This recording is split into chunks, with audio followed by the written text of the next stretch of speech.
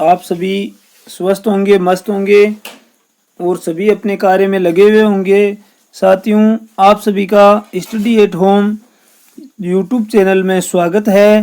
साथियों, जैसा कि आपको विदित है, अभी हम हिंदी व्याकरण के टॉपिक लेकर चल रहे हैं, जिसमें हमारा टॉपिक संधि का है। एक क्लास पहले हमने ले ली थी साथियों, ये आज की दूसरी कक्षा है, जिसमें आपको संधि और संधि विच्छेद से संबंधित बहुत ही महत्वपूर्ण क्वेश्चन देखने को मिलेंगे और अमूमन ऐसे प्रश्न साथियों एग्जाम में पूछे जाते हैं। तो देखिए, आज की क्लास की शुरुआत करते हैं साथियों, बिना किसी देरी किए हुए। आज का अपना पहला प्रश्न है कि प्रत्यक्ष में कौन सी संधि है। पहला क्वेश्चन क्या है साथियों, प्रत्यक्ष में कौन सी संधि है। आप भी आंसर बताने का प्रयास कीजिए। गुण, दीर्घ, अयादि और यण। तो सबसे पहले जैसे ही आपको कोई इसी शब्द का संधि विच्छेद करना पड़ेगा ताकि आपको पता चल जाएगा। तो सबसे पहले हम इस प्रत्यक्ष का संधि विच्छेद करने की कोशिश करते हैं। तो ये प्रत्यक्ष का साथियों संधि विच्छेद होगा प्रतिधने एक्स। क्या होगा साथियों, प्रतिधने एक्स, प्रत्यक्ष। तो यहाँ देखो ई और ए मिल रहे हैं। क्या मिल रहे हैं, ई और ए मिल रहे हैं और उसका बंध क्या रहा है, ये बन रहा है। तो ये नियम होता है साथियों यण स्वर संधि में। किस में होता है साथियों, यण स्वर संधि में। तो इस हिसाब से प्रत्यक्ष में संधि हो गई यण स्वर संधि। ठीक है ना। अभी इसकी देखो व्याख्या भी देख लेते हैं अपने। क्या कह रहा है, प्रत्यक्ष में यण स्वर संधि है, यानी यण संधि है और इसका संधि विच्छेद प्रतिधने एक्स होगा। यहाँ ई और ए मिलकर क्या बन रहा है, ये बन रहा है। देखो ये है ना, और ई ए का ये होता है और ऊ और ए का वह होता है। ठीक है। और एक तीसरा होता है ई ए ये, ऊ ए वह, और एक रे और बनता है, ई ए ई और री का रे बनता है इसमें यण स्वर संधि में। तीन नियम होते हैं यण स्वर संधि के, बाकी यण स्वर संधि में कुछ नहीं है, ज्यादा हार्ड नहीं है। दूसरा क्वेश्चन है आज का कि नवोढा का संधि विच्छेद कीजिए। नवोढा, पहला ऑप्शन है नवधन उडा। यहाँ ऊ की छोटी मात्रा है साथियों। यहाँ दूसरे में है नवोधन ढा, तीसरे में है नवधन उडा और चौथा है नवधन ओढ़ा। तो संधि विच्छेद की बात करें तो इसका सही संधि विच्छेद होगा नवधन उडा। क्या होगा साथियों, नवधने उडा। यानी इसके हिसाब से क्या संधि हो जाएगी, नव और उडा, इसका संधि विच्छेद हो गया। देखिए व्याख्या पढ़ लेते हैं इसकी। यदि प्रथम शब्द के अंत में ह्रस्व या दीर्घ ए, यहाँ ए था ना नव में, नव, नव धने उढ़ा ऐसे था ना। तो देखिए उढ़ा, डा है, ठा नहीं है, नव उड़ा। तो ह्रस्व या दीर्घ ए हो और दूसरे शब्द के आदि में, आदि यानी प्रारंभ में, यहाँ भी ह्रस्व या दीर्घ ई, ऊ और री, इनमें से कोई वर्ण हो। तो देखो ए और ई मिलकर ए बनता है, आ और ऊ मिलकर ओ बनता है और ए और री मिलकर अर हो जाते हैं।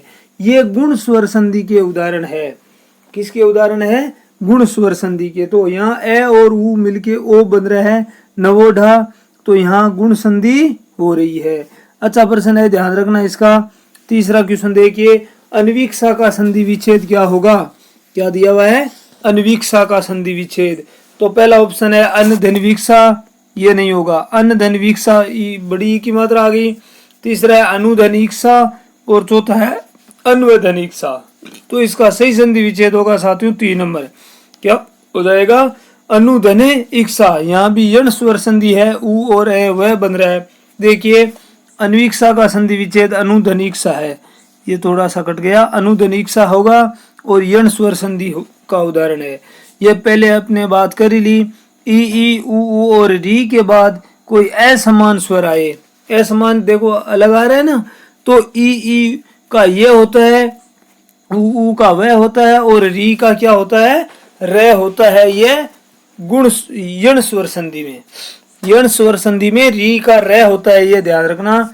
ई का ये और ऊ का वह, ये 3 चीजें हैं यण स्वर संधि में।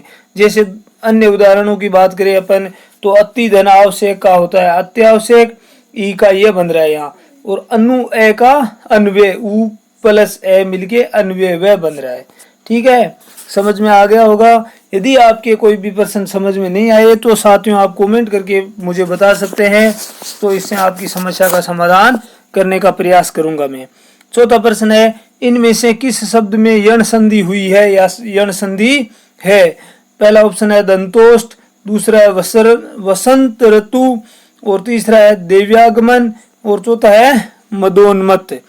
तो यण स्वर संधि की बात करें तो साथियों यहाँ देव्यागमन में यण स्वर संधि हुई है, और इसका संधि विच्छेद होगा देवी धने आगमन। क्या होगा? देवी धने आगमन।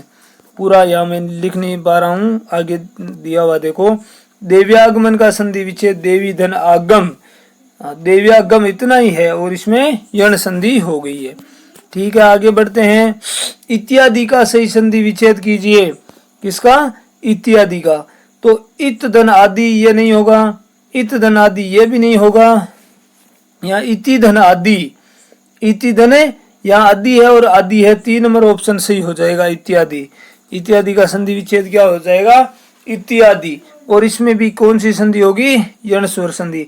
यहाँ साथियों मैंने जो ये सेम संधि है लेकिन अलग अलग शब्द लिए हैं ताकि आपको इनका अभ्यास हो जाए, और अमूमन एग्जाम में यही पूछे जाते हैं ताकि ये शब्द आपके क्लियर हो जाए, और जो हार्ड शब्द है उनको ही ज्यादातर मैं यूज किया है ताकि इनसे आप कंफर्म हो जाए कि किस में कौन सी संधि हो रही है। तो इत्यादि में यण स्वर संधि है, और जब ह्रस्व या दीर्घ ई, उ और री के बाद कोई असमान स्वर आए तो ई का ये, उ का वह और री का र हो जाता है यण स्वर संधि में। देखो अति अधिक का अत्यधिक बनता है, अनुव्यय का अन्वय, ये थोड़ा सा ध्यान रखना। ठीक है, और पितृ आज्ञा का पित्राज्ञा। यहाँ देखो त्र बन रहा है, पितृ ऋषि का क्या बन रहा है? री का र बन रहा है। यहाँ पित्र में त और आधा त और र दोनों है, त्र में क्या है? त और र, पित्राज्ञा यहाँ बन रहा है। ये भी अच्छा है, ध्यान रखना पित्राज्ञा वाला। क्वेश्चन नंबर 6 है कि दिए गए विकल्पों में से स्वागत का संधि विच्छेद कीजिए। स्वागत का संधि विच्छेद कीजिए। स्वधनागत, दूसरा है स्वधनागत, यहाँ स्व है, पहले में अगत और दूसरे में आगत, तीसरे में सुधनागत और चौथे में स्वागत। तो स्वागत का संधि विच्छेद की अपन यदि बात करें तो यहाँ हो जाएगा साथियों सुधनागत। क्या हो जाएगा? सुधनागत, इसका संधि विच्छेद हो जाएगा। सुआगत से स्वागत बनता है, क्या बनता है? सुआगत से स्वागत बनता है, और यण स्वर संधि का उदाहरण है, क्योंकि उ और ए मिलके क्या बन रहा है? यहाँ उ धन ए या उ प्लस ए से वह बन रहा है, तो वो स्वागत हो जाएगा। पितृधने आदेश, पित्रादेश, और गुरु ओदारे, गुरुओदारे, यहाँ प्लस का चिन्ह है, दिया हुआ नहीं है। अत्युष्म, यहाँ भी प्लस था, अत्युष्म, ये सारे किसके उदाहरण है? यण स्वर संधि के उदाहरण है। क्वेश्चन नंबर 7 की बात करते हैं। किस क्रम में यण संधि नहीं है? किस क्रम में यण संधि नहीं है? मात्रानंद, दूसरा है स्वागत, स्वागत में तो है, अभी हमने पढ़ा था। तीसरा है यद्यपि, यदि धन अपि, यहाँ इसमें भी है। चौथा है महर्षि। तो किस क्रम में यण स्वर संधि नहीं है?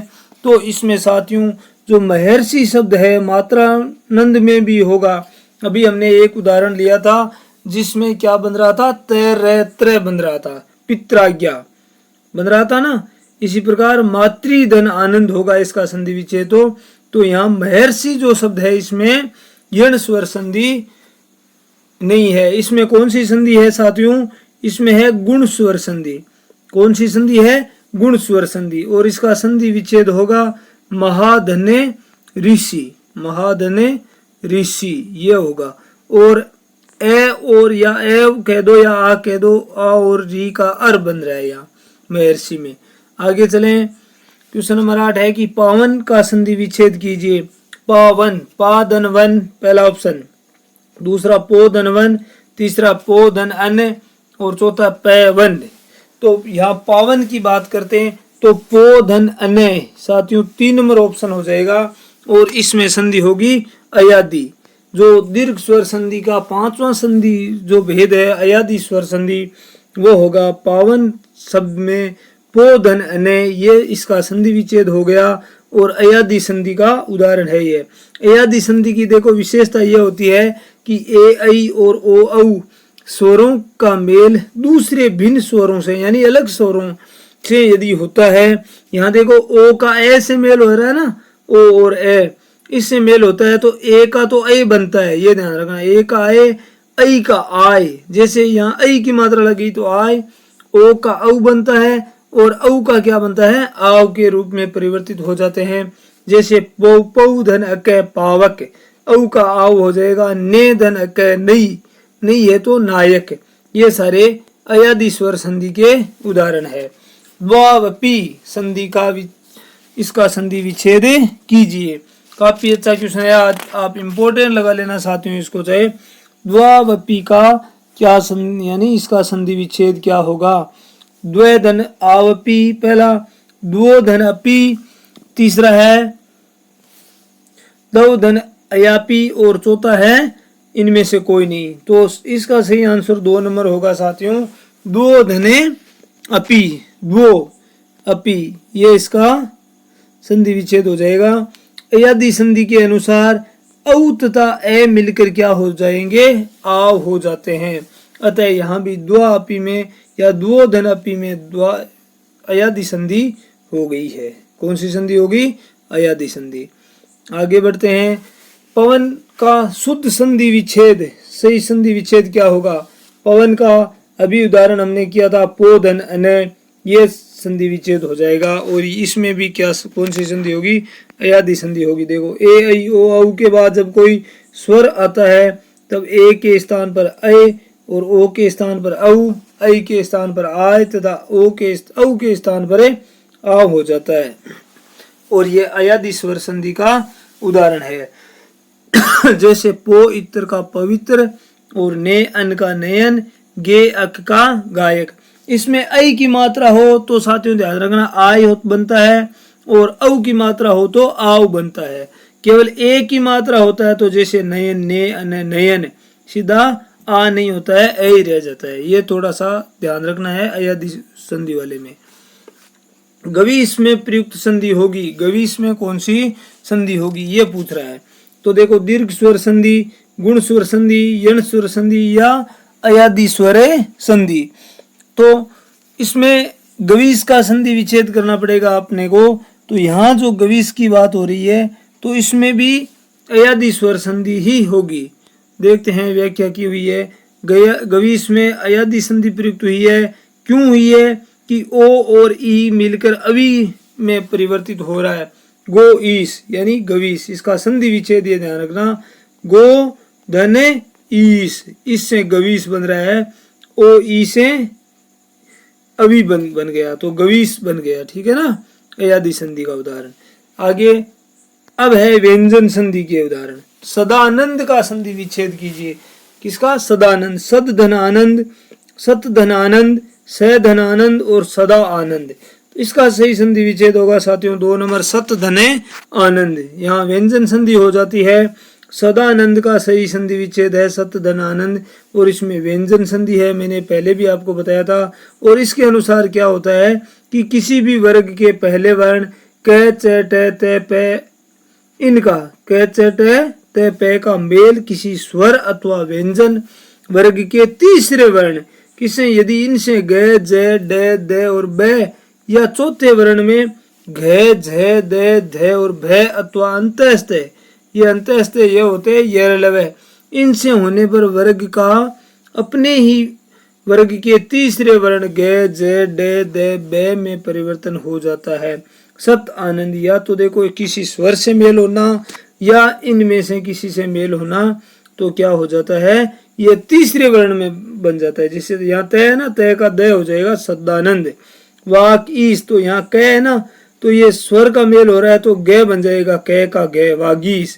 सुप अंत, तो यहाँ प वर्ग का तीसरा अक्षर क्या है ब है, यहाँ ब है ना तो सुबंत बन जाएगा, प से सुबंत, ये इसका इसकी संधि हो जाएगी। ठीक है, व्यंजन संधि में उच्चारण का सही संधि विच्छेद क्या होगा? तो पहला है उच्च आरण, उत दंचारण, उत दंचारण, उच्च चारण। उच्चारण का संधि विच्छेद पूछा है, काफी अच्छा शब्द है साथियों। तो उच्चारण का संधि विच्छेद क्या हो जाएगा? यहाँ होगा उत धने चारण, उत धन चारण, तय हलंत होगा इसमें। देखिए 1 मिनट, अभी ये बंद हो गई। यहाँ देखो उत धन चारण 3 नंबर ऑप्शन है ना, तय हलंत हो जाएगा, उत धन चारण इसका सही संधि विच्छेद हो जाएगा। देखिए क्या कह रहा है कि उच्चारण का संधि विच्छेद उत धन चारण होगा। ये और ये भी व्यंजन संधि का उदाहरण है। ठीक है, जब तय के बाद च अथवा छ हो तो तय का भी च हो जाता है, यानी तय के बाद छ में से हो ना, तो तय का क्या हो जाता है? च हो जाता है। और इसके अन्य उदाहरण में सत चरित्र, सत चरित्र और शरत चंद्र, शरत चंद्र ये हो जाता है। ठीक है, बढ़ते हैं अपन 14वें क्वेश्चन की तरफ। 14वां क्वेश्चन कह रहा है कि आच्छादित का उचित संधि विच्छेद कीजिए। आतदन छादित, दूसरा है आकदन छादित, तीसरा है आच्छादित और तीसरा है आच्छादित। तो आच्छादित का संधि विच्छेद होगा साथियों आधन छादित। क्या होगा? आधन छादित। 3 नंबर ऑप्शन है सही हो जाएगा। देखिए आच्छादित में है आधन छादित, यह भी एक व्यंजन संधि है और किसी भी ह्रस्व स्वर या आ का मेल छ से होने पर, यानी छ छत्ता से होने पर छ से पहले क्या जुड़ जाता है? च जोड़ दिया जाता है हलंत। स्वच्छंद, स्वच्छंद में देखो छ से मेल हो रहा है ना, तो आधा छ जुड़ गया यहाँ। अनुच्छेद, अनुच्छेद का संधि विच्छेद अनुदन छेद होगा। परिच्छेद जैसे होता है परिदन छेद, और विच्छेद का भी ऐसे होता है। बढ़िया है साथियों, ये क्वेश्चन भी थोड़ा सा आप इसको ध्यान से देख लेना, मोस्ट परसेंट लगा लेना इस पे। ठीक है, 15 नंबर क्वेश्चन है कि निम्नलिखित में से कौन सा व्यंजन संधि का उदाहरण है? सदैव, सदाधन एव, मनोरथ, मनोधन रथ, निर्गुण और सदाचार। तो आप सभी को पता है कि व्यंजन संधि की बात हो रही है, तो इसमें सदाचार है, इसमें व्यंजन संधि हो जाएगी, क्योंकि सत धन आचार इसकी हम बात कर चुके हैं और इसमें व्यंजन संधि हो जाएगी। देखो व्यंजन संधि के अनुसार किसी वर्ग के पहले वर्ण के च ट त प का मेल किसी स्वर या अंतःस्थ व्यंजन से होता है। अंतःस्थ व्यंजन साथियों ये लव और है होते हैं, या किसी वर्ग के तीसरे चौथे या वर्ण से होने पर वर्ग का पहला वर्ण अपने वर्ग के तीसरे वर्ण में बदल जाता है। पहला जैसे क है तो ग, च है तो ज, ट है तो ड और त है तो द और प है तो ब, यानी तीसरे वर्ण में पहला वर्ण तीसरे में बदल जाता है। जैसे दिग्गज तो दिक धन गज, दिग्गज बन जाता है। अप धन जय, अब्ज। सत धन आचार, सदाचार और सट आनंद, सडानंद। ट का ड बन रहा है ना तीसरे वर्ण में, ये बात हो रही है। सत शास्त्र का संधि विच्छेद कीजिए। सत शास्त्र का समुचित संधि विच्छेद कीजिए साथियों। तो इसमें क्या होगा? सत शास्त्र, सत शास्त्र और तीसरा है सत शास्त्र और सत शास्त्र। तो इस हिसाब से इसमें सही संधि होगी साथियों सत धने शास्त्र, सत्य शास्त्र। 2 नंबर ऑप्शन सही होगा। सत शास्त्र का समुचित संधि विच्छेद सत धन शास्त्र है। देखिए क्या कह रहे हैं, यह व्यंजन संधि का उदाहरण है। जब तय के बाद स आए तो तय का च और स का छ हो जाता है। ठीक है ना, यह दंत्य वर्ण है। तय के बाद स आए तो पहला स आए तो उसका क्या हो जाएगा? तय का तो च होगा और स का छ हो जाता है। जैसे उत्शिष्ट, उच्छिष्ट ये हो जाता है। ठीक है, बढ़ते हैं आगे साथियों। निम्नलिखित में से किस शब्द में व्यंजन संधि हुई है? परमाणु, शरणार्थी, कारावास और तल्लीन। इन सभी की बात करें तो साथियों किस क्या पूछ रहा है कि व्यंजन संधि किस में हुई है? तो परमाणु में परम धन अणु होता है, इसमें तो व्यंजन संधि नहीं है, स्वर संधि है।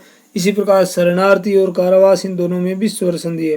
जो तल्लीन शब्द है इसका संधि विच्छेद तत् धने लीन होता है साथियों, और इसमें कौन सी संधि हो जाएगी? व्यंजन संधि हो जाएगी।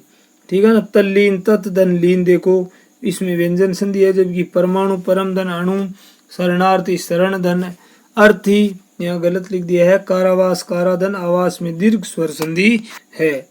ठीक है, आगे बढ़ते हैं। क्वेश्चन नंबर 18 है, उज्ज्वल के 4 संधि विच्छेद दिए गए हैं, इनमें से सही कौन सा है उसका चयन कीजिए। उज धन ज्वल, उत धन ज्वल, उद धन ज्वल और उत ज्वल। पहला और तीसरा, चौथा नहीं होगा साथियों। इस दो में सस्पेंस होता है, तो ध्यान रखना उज्ज्वल का संधि विच्छेद हमेशा उत धन ज्वल होता है, क्योंकि यहाँ तय है ना। इसका नियम क्या है अभी जान लेते हैं। देखो क्या कह रहा है, उत धन ज्वल उज्ज्वल बन रहा है।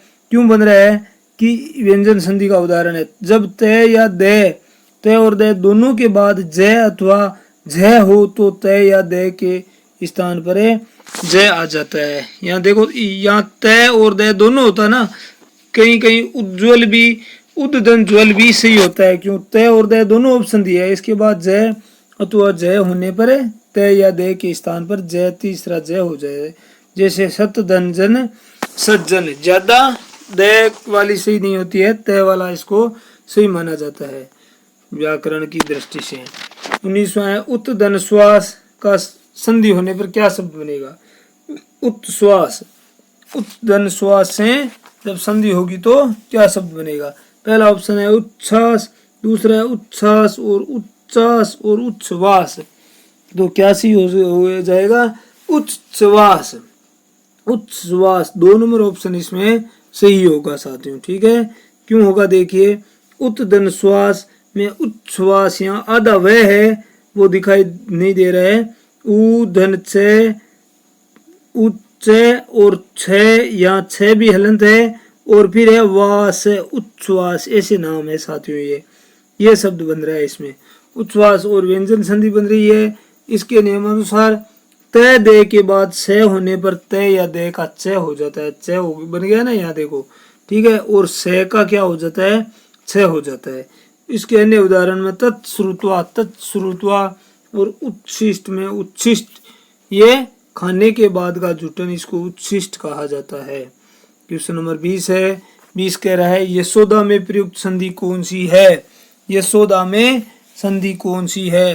पहला है स्वर संधि, दूसरा है क्या है व्यंजन संधि, तीसरा है विसर्ग संधि और चौथा है कोई नहीं। तो यशोदा शब्द की अपन बात करें तो इसमें साथियों विसर्ग संधि होते हैं। कौन सी संधि होगी, विसर्ग संधि। देखिए यशोदा का संधि विच्छेद है यश धने दा, यश धन दा, विसर्ग संधि है, ये विसर्ग लग रहा है यहाँ। ये जो 2 बिंदी है ना, इसको विसर्ग बोलते हैं।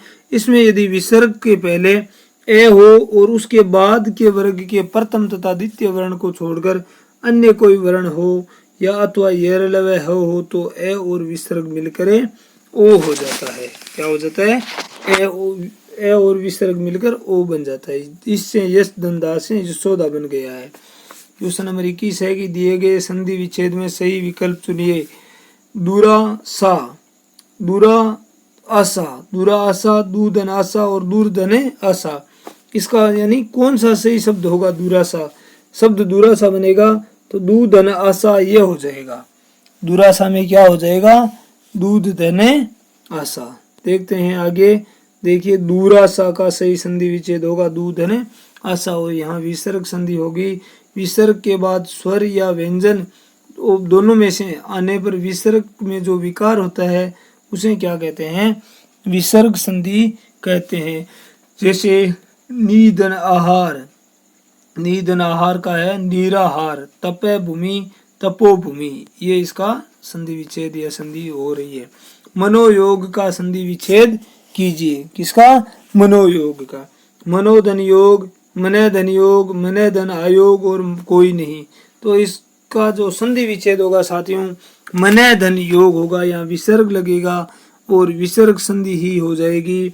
मनोयोग का संधि विच्छेद देखिए मने धने, एक मिनट है, मनोयोग का संधि विच्छेद मने धन योग होगा और विसर्ग संधि हो रही है।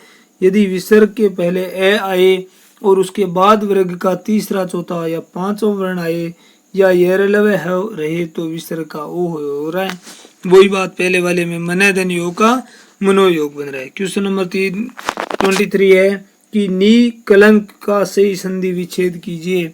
नीक कलंक का सही संधि निष्कलंक, दूसरा है निष्कलंक, यहाँ तीसरा से आधा है, दूसरे में पहला से आधा है, तीसरे में निष्कलंक और चौथा निष्कलंक।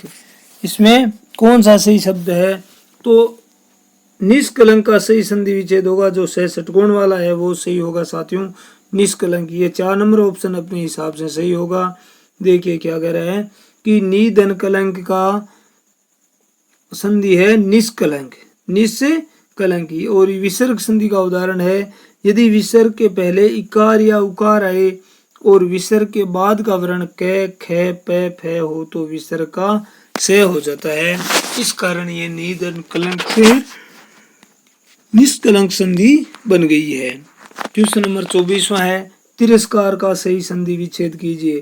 तिरस धनकार, तिरह धनकार, ती धनकार और तिर धनकार। तिरस्कार का सही संधि विच्छेद करना है साथियों, इसमें भी विसर्ग संधि है और इस हिसाब से तिरह धनकार ये हो जाएगा। देखिए व्याख्या है कि तिरस्कार का संधि विच्छेद तिरह और विसर्ग धनकार है, विसर्ग संधि है और इसमें विसर्ग का क्या बन रहा है? से हो जाता है। विसर्ग संधि के भी नियम अपने को जानने पड़ेंगे, नियमों का पता होगा तभी अपन इन सवालों को हल कर सकते हैं।